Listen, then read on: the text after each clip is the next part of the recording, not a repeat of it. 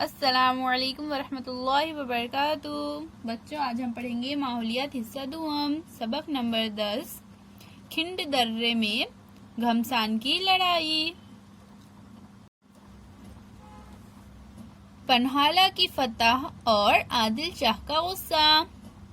افضل خان کے قتل کی وجہ سے بیجاپور میں غم و غصے کی لہر دوڑ گئی۔ اس کے فوراً بعد شیواجی مہاراج نے بیجاپور والوں کے قبضے سے پنہال گڑھ حاصل کر لیا، جس کی وجہ سے عادل شاہ آگ بگولا ہو گئے۔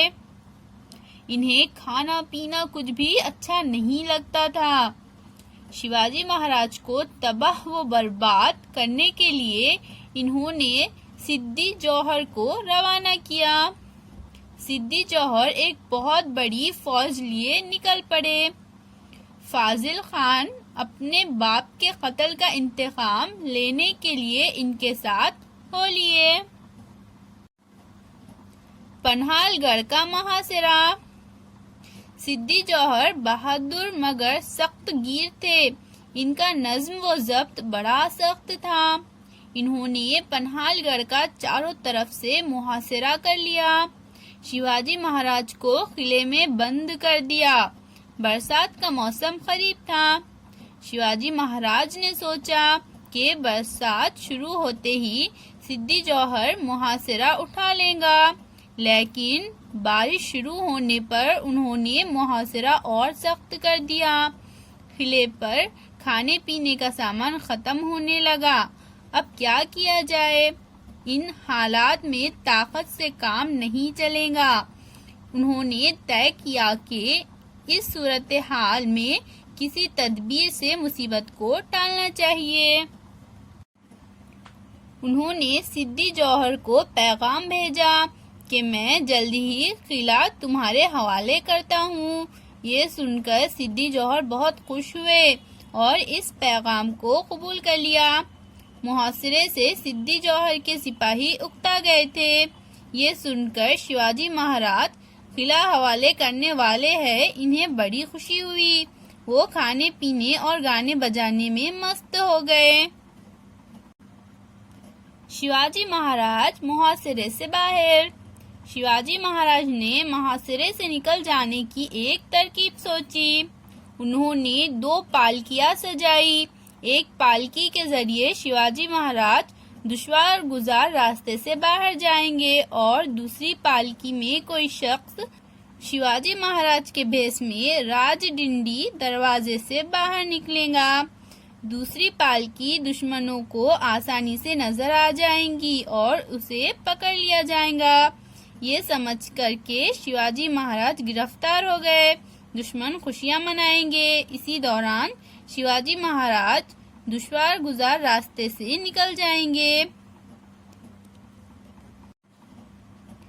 ایسا منصوبہ بنایا گیا، لیکن شیواجی مہاراج کا بھیس کون اختیار کرے گا؟ ان کا بھیس اختیار کرنا گویا موت کے منہ میں جانا تھا، لیکن ایک بہادر نوجوان تیار ہوا۔ وہ شیواجی مہاراج کی طرح نظر آتا تھا اور اس کا نام بھی شیواجی تھا۔ وہ شیواجی مہاراج کے بال سنوارنے کی خدمت کرتا تھا۔ وہ بہت ہمت والا اور چالاک تھا۔ طے شدہ منصوبے کے مطابق بھیس بدلے ہوئے شیواجی کی پالکی راج ڈنڈی سے باہر نکلی۔ رات کا وقت تھا، موسلا دھار بارش ہو رہی تھی۔ اس کے باوجود دشمن کے بعض سپاہی پہرا دے رہے تھے۔ انہوں نے پالکی پکڑ لی، یہ سمجھ کر کہ انہوں نے شیواجی مہاراج کی پالکی پکڑ لی ہے۔ وہ اسے سدی جوہر کی چھاؤنی میں لے گئے۔ وہاں خوشیاں منائی جانے لگی۔ اسی درمیان شیواجی مہاراج دوسرے دشوار گزار راستے سے قلعے سے باہر نکل گئے۔ باجی پربھو دیش پانڈے اور ان کے منتخب سپاہی ہمراہ تھے۔